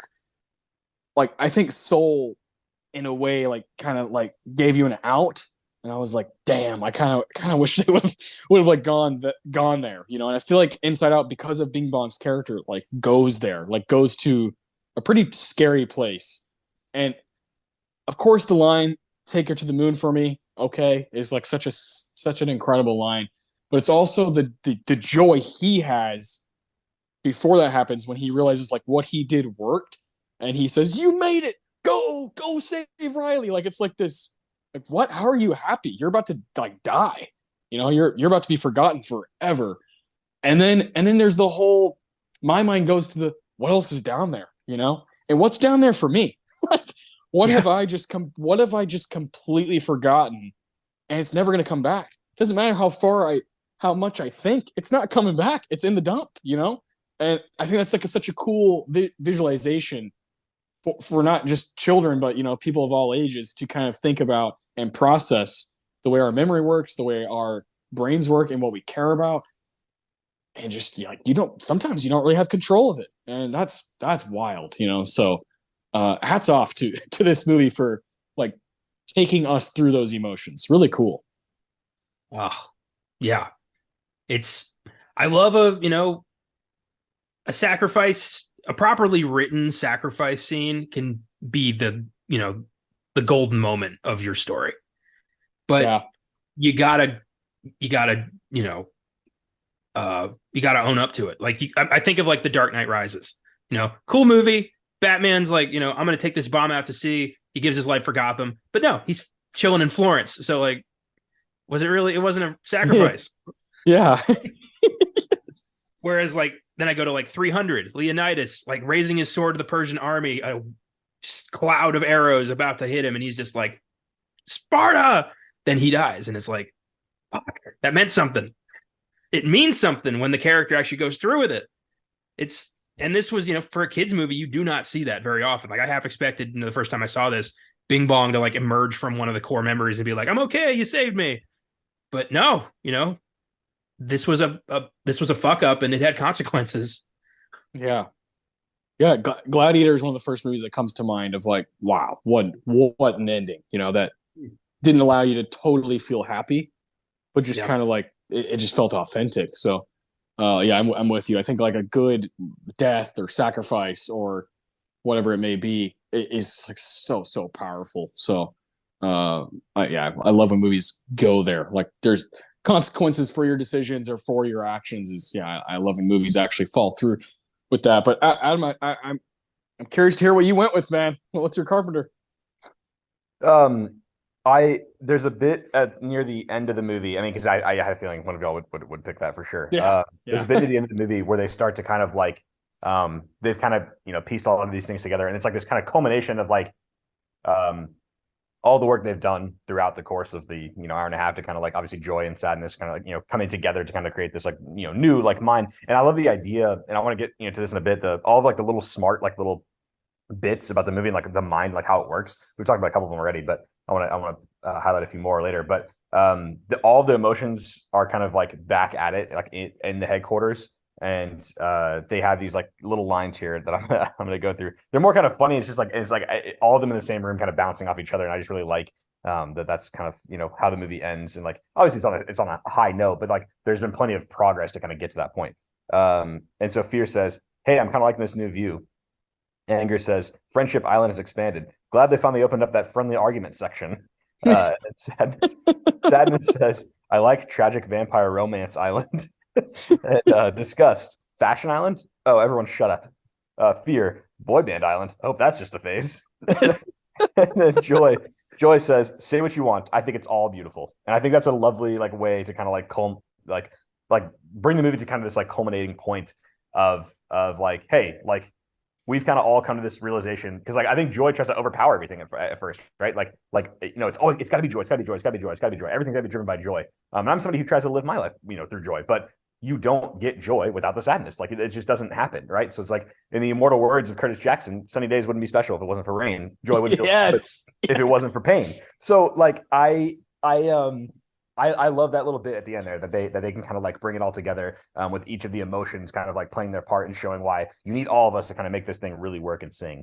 And so that was my pick. Beautiful. I love that. That's fucking cool. I agree with you. I thought the Fear line of boy band island, hope that's just a phase, is fucking lights out, is like such a good line. But you're right, when Joy does that kind of, like fuck it, it's all nice, like it's our like Riley is ours, so therefore all of this like we have to accept and we have to do the best. It's worth it. Yeah. We have to do our best with like what we have. Oh man, like so cool, right? Yeah, Jesus, dude. I like the way you phrased it. Back at it. The gang's kind of back in headquarters. They got the new console, you know, and Yeah, and it's they're like, all right, let's not fuck up like that again. so right after that line is Fritz, which is the John Ratzenberger character. He says, you know, all right, here you go, your new console is up and running, and then there's discuss cool upgrade, you know. So like, there's plenty of like more, you know, to that line, to that bit. But yeah, you can almost end the movie with her saying, I think it's all beautiful. But yeah, that's pretty great. But you know what they ended with? They ended with a fucking hockey scene. So yeah, Yeah. we're cool with it. Yeah, in that's San a great. Francisco. In San Francisco. Yes. Austin, how many times when you saw that she was playing hockey in San Francisco did you think of Kenny Wu? Woo woo woo. They're the Bash Brothers. Yeah, Because I certainly did think of Kenny Wu. That's of course. I can't. Even if I'm not thinking about hockey and I think of San Francisco, I think about Kenny Wu and the Olympic music playing. Dun, dun, dun. Yeah. You know, shout out to Mighty Ducks, baby. Mighty Ducks 2, specifically. Great stuff. Oh man, this movie fucking rules. It's so good. Yeah. Is there any other scene that you guys? Obviously, we talked about the dream thing. You know, like the dream theater, like, you know, all that stuff is great. The dream production. Of course, the last like 20 minutes we've talked about a lot. Like, just like, what's puberty? It's probably not important. You know, like that. The console bit at the end, the bing bong scene. Is there anything else, like, you know, point A to point B that you guys just really respond to? Yes. It's the dinner scene where anger, fear, and disgust try to take over the job, and they just turn Riley into a bitter sociopath for a little bit. But yeah, I love that idea of like, if you're missing any one of these core emotions, it's hard to be a complete person emotionally. And the movie's whole deal is like, you need it all to work in tandem to function in society for the most part. And when you don't have joy and sadness at the helm, and you're only being led by, for lack of a better word, your negative emotions, it's a dark place to be. And there are people out there who do have that problem. And I wonder if they were able to use this film to kind of, you know, accept that a little bit more, like understand what that looks like and feels like. I don't know. I just thought that was a great depiction of, you know, what that looks like in real life. Yeah, for sure. I think, you know, from what I've read, Pete Docter wanted to, you know, we talked about how he wanted to be longer. He wanted Riley to fall into like a even deeper depression. He wanted her to go into like a deep, because he was utilizing a lot of stuff that he went through as a kid, and he had, I think when he came up with the idea in 2009, I think at the time his daughter was 9, so close to Riley's age, and he was seeing significant changes in her mood and like what was going on with her and what she was thinking about and talking about or not talking about, you know. And I think he wanted to go even deeper into that stuff.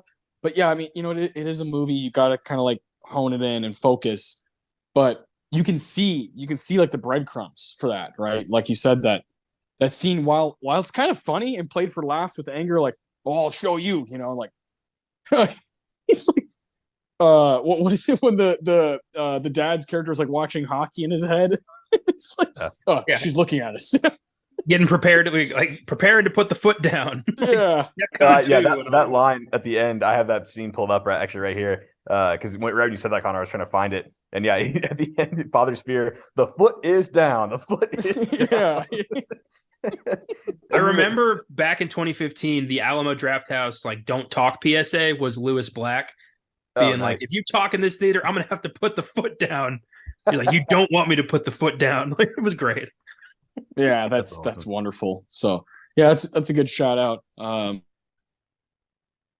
don't know. I mean, I think one of the things I fell in love with, well, you know, I talked about kind of the beginning of this movie, that like how like really rocked me, like the birth part and like all that stuff. Just like, oh wow, like someone's coming into the world and here come their first emotions, their second emotion, and so on. That initiation or the introduction into the core memories, like what rocked me was like, whoa. And now of course it's become a part of like my language and our language. Like I remember like multiple times that Adam and I like said, oh, like that's a core memory. And like it might be kind of like jokey, but there's also times where it's like very real. Like I remember when like when Willow was born, and like you like go into the room or whatever, and she's like in this like fucking clear tub, and you're like you can't pick her up yet. They gotta like run tests and whatnot, and so you're just looking at her.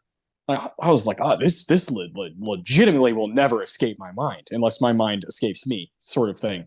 But for most of a huge percentage of my life, this is going to be something that's going to be very hard to shake. You know, no matter how hard you try, there's like things that happen when you're like least expecting it or not ready for it. It just like runs you over like a freight train, and you're like, there's just no fucking way I can escape that. So I wanted to ask both of you, do you feel like you know what your core memories are? I mean, I don't know. I mean, it's a great question. It's obviously something I've thought about. You know, I knew we'd talk about it in, in some capacity, talking about this. In terms of like, oh, these 5 are my core memories. Like, no, but I do have some that like linger, like, and are ones that are like, oh man, that was a big deal. I mean, probably the most recent one, Austin, for me was that wreck I got in like 10 years ago. I definitely feel like, I mean, obviously I could have died, I mean, that has been since then. I do think I am a more, I don't even know. I mean, just like kind of forgiving person. I mean, maybe you can answer that better than anybody, but like not forgiving. I mean, like I was some like asshole before, but I kind of just like, hey man, this is like not worth like wasting time over. Like, I think I'm just like kinder and just, you know what I mean? Like it can just go so quickly. So why waste time, and just be kind to people, try to find cool stuff to do. And, that's it. That's like the one that definitely like, yeah, is like, that's a big deal. Like that's one that like lingers in my mind. I can remember like the moment of like when I kind of came to after I was like upside down and glass everywhere, I mean, I can remember that just unbelievably vividly, Yeah. And of course that's one that is like, has different colors, like, yeah, definitely. Like, especially sure. Yeah. Yeah, of course, especially there's going to be some purple in there. There's gonna be some blue in there, but there's probably like a tint of yellow because of like because of what you're saying. Yeah, and that's like whoa, like wild to think about. There's like three different, and that I wasn't really that hurt, like yeah, like grateful. You were like grateful, yeah, for like, oh, whatever this is, a second chance, or just circumstance, or if that pig would have hit me differently, like you just don't know. And that's one of those, I mean, that's one of those experiences that's like when your life like could have been gone, sort of thing, is going to make you think for forever. So for sure, that's not one of those like, oh, like I remember when I went to this event and it was so cool, and it's one of those like actual life experiences that like is specific to you. So that's a great shout. Connor, is there anything that jumps out to you? Yeah, for sure. The one that keeps popping back in, honestly, is really like the day I met you, man. Yeah, I was gonna speak on that too. Yeah, I agree. That's the fastest I've ever been like, I really like that guy. And it was just like something about you was just like, I want to get to know that dude. Like I like him. And it just from there, it was just like, that was the fastest friendship I've ever had. So that's like beautiful. Yeah, and it's lasted like a long time, and I've clearly changed my life big time. So, yeah, me, of course, me too. I mean, I don't think there's been a day that's gone by that we haven't said something to each other. Adam and I are very much this way as well. We communicate constantly, and whether it's a phone call or like a few texts or a lot of texts, or in a group chat with somebody else or other people, we're constantly I'm like, oh, like I know what Adam's thinking about, or I know kind of like who's talking to him or whatever, you know what I mean? And Connor, you're pretty much the same way. You're basically a brother at this point, just from a completely different background, and that's fine with me. I definitely look at these core memories as like, obviously there's stuff that happens to you like when you're a kid. So like for someone like Riley, she's 11. Hers are going to be built upon like childish things. When did I meet my best friend Becky? And like they do like the little thing where their like legs are tied together. It's like, oh, that's really cute. That was probably a core memory for me, something like that, when I was 11. But now that I'm 28, it very much changes, right? So there's definitely like little things that have happened that I feel like have changed like the course of my life. And obviously Willow is Brianna and Willow are that, I'd say for Brianna and I, there's this like very vivid experience of like when we first like talked to one another and we had no idea what was going to happen, like we had no idea that we'd become as close as we are and married and have a child together. And we were at Alamo Draft House, and like I knew she was with somebody, so it was a very friendly conversation. It was a very just like, oh, like let's pass the time because we're at, and we were like portioning ranch at the back like in the kitchen, like for fucking fried pickles. So like that's what we were doing, but I still remember that because I remember just being like, yeah, that person's probably, I don't know what capacity, but it's probably going to be in my life. And of course, that memory grows stronger and stronger because of who we are now. So same with you, Connor. Like those initial conversations about Tarantino or about the Coens or, oh my God, you haven't seen The Thing. Like, what's wrong with you? Or hey Connor, like let's make everybody leave that we're working with because I don't like them, and just me and you are gonna like do this theater together, like, and we'll figure it out, just me and you. Like those like decisions and those conversations and those circumstances, I still remember now because of how close we've become now. So like I think those like core memories can like expand and grow and change over time depending on how you keep up with somebody. So I'm very grateful for the kind of core memories I've built with people. Of course, Adam, we have some like family moments that we have in common, that are just like, wow, this is pretty fucking cool. And just how close me, you, and our other brother Jeremy are. There's just moments where it's like, I mean, how lucky did we get, So those are definitely the most important to me. It's not so much like, oh yeah, man, like when I saw the Red Hot Chili Peppers, you know what I mean? It's not so much that stuff. It's more those like tangible things. Well, it's just, the older you get, you start to value, like what you value becomes a smaller circle, becomes a lot more, important than like, a band or like the first time you rode a bike, stuff like that. Like, yeah. That's, I agree with what you're saying there. Which is why I think, to that point, Connor, like I think that's why Inside Out is such a great movie to be made about an 11-year-old, because I think honestly, if it was made about someone who was 35, I mean, it's like, obviously it'd be darker, but there'd also be it's almost like too much of like a life to kind of like contain into like a 1.5 hour movie. Like someone who's 11 is like a perfect, like you can encapsulate like what's going on in an 11-year-old's mind and what they value, like visually and kind of like, in a storytelling sense, like pretty easily in 90 minutes, and like track it the entire way. Whereas I think it'd be like just so, quite a bit more complex, kind of the older the person will get, which is why, the sequel obviously will be interesting to kind of see what direction they take that. But no, I think it's like the perfect age to do this. And then also like if it was like a 5-year-old, they'd be like too little. Like yes, like they have no real like like I mean obviously Willow has like memories, but it's like they're so different. They're so like they don't you can't like put any sort of concrete like meaning to them yet, or context over the course of like enough of a life. So yeah, I think it was like the perfect age to kind of focus on for a movie like this. Yeah, totally agree. Yeah, I mean, this is one of those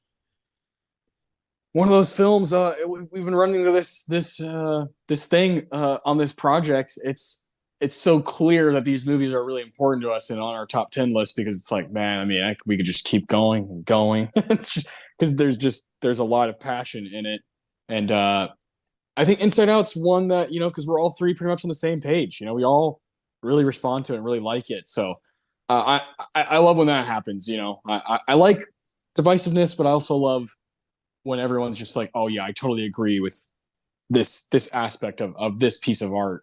Yeah. So this has been an absolute blast, and I want to, before we get out of here, I want to do one of the segments that we've grown to really appreciate on Filmgazm. It's What's in the Box. What's in the fucking box? Give me the gun. Good stuff. I got some good reviews here that I want to read to you guys. Mostly positive. I'd say, all three positive. Two of them are like pretty cool, good stuff to say, and then the other one's just kind of funny to me. So I'll start with a 4.5-star one here by the Hipster Alchemist, which is such a funny name.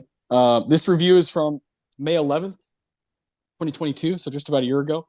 And this person says, this film is a crash course in emotional intelligence and it will assist an entire generation of kids to be more emotionally stable than their parents were. Really a beautiful movie. That's great. I love that.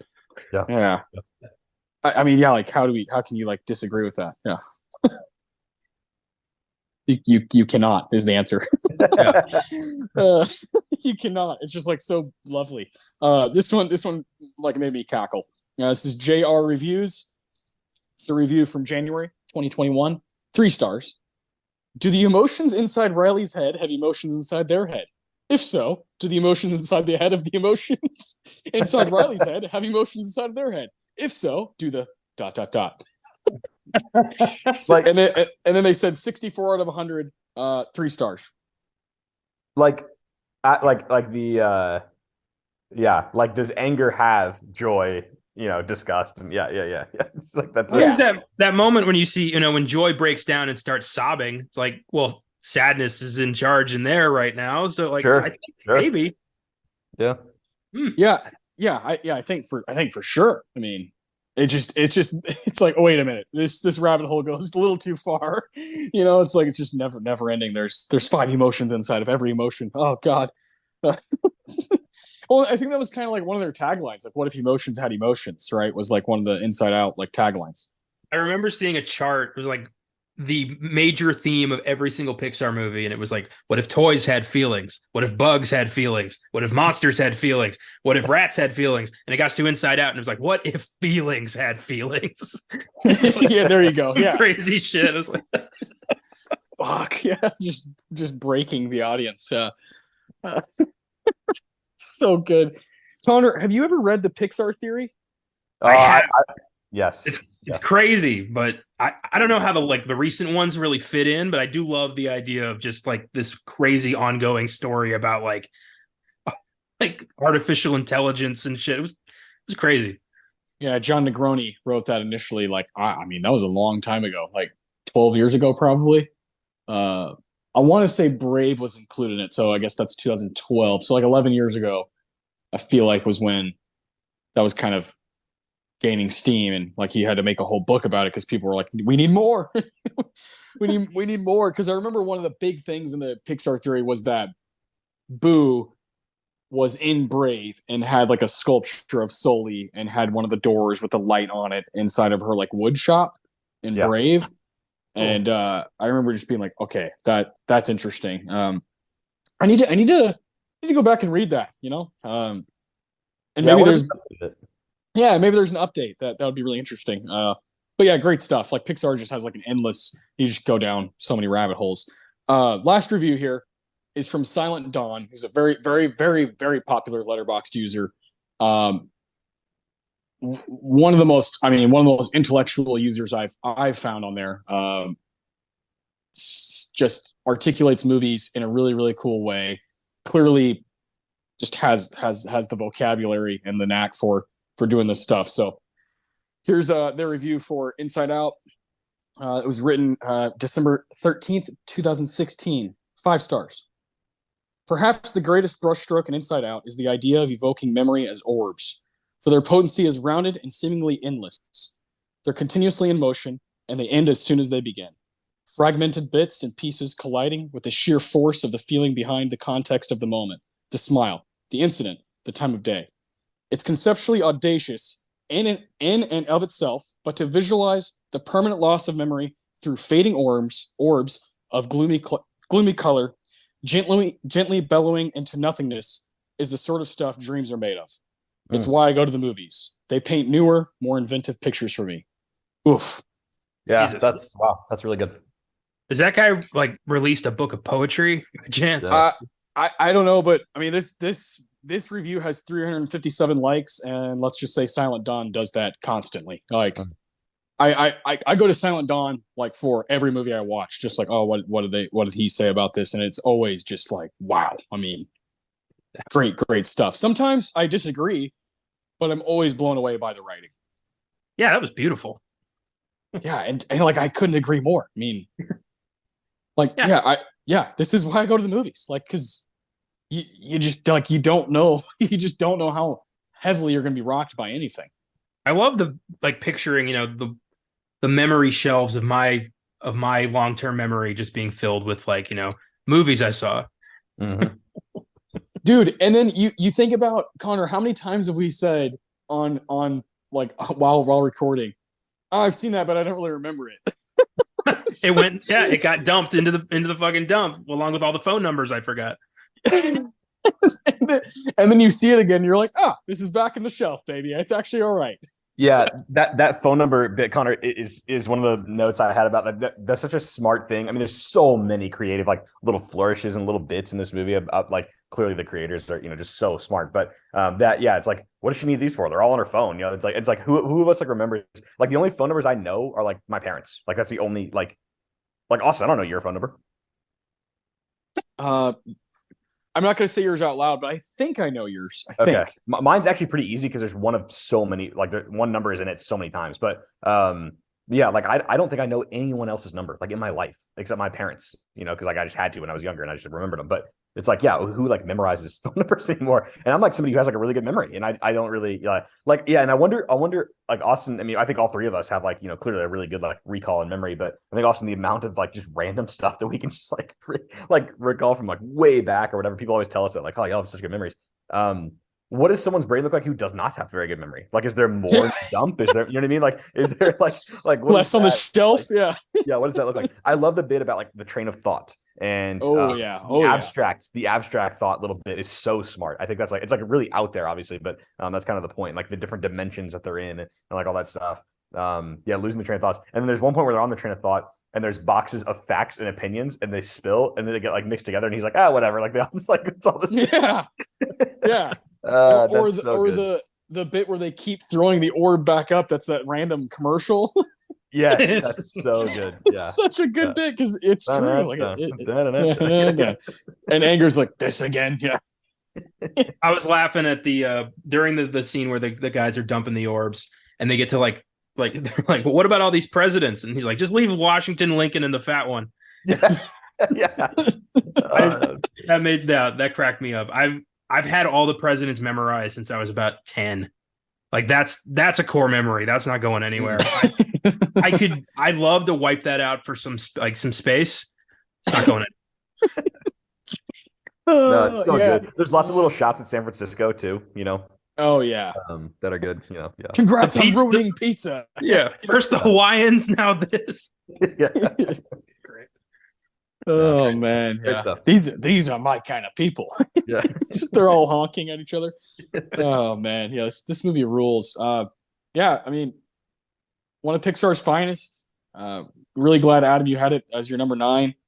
We're going to continue doing this project until it's done because this is so much fun. It's kind of like therapy, honestly. Just I've always felt that way about Filmgazm in general, but this above all has just been so rewarding to obviously learn about each other's favorite movies, but also have these moments of just complete unity of like, this movie's a classic and it deserves all the praise. So this has been great.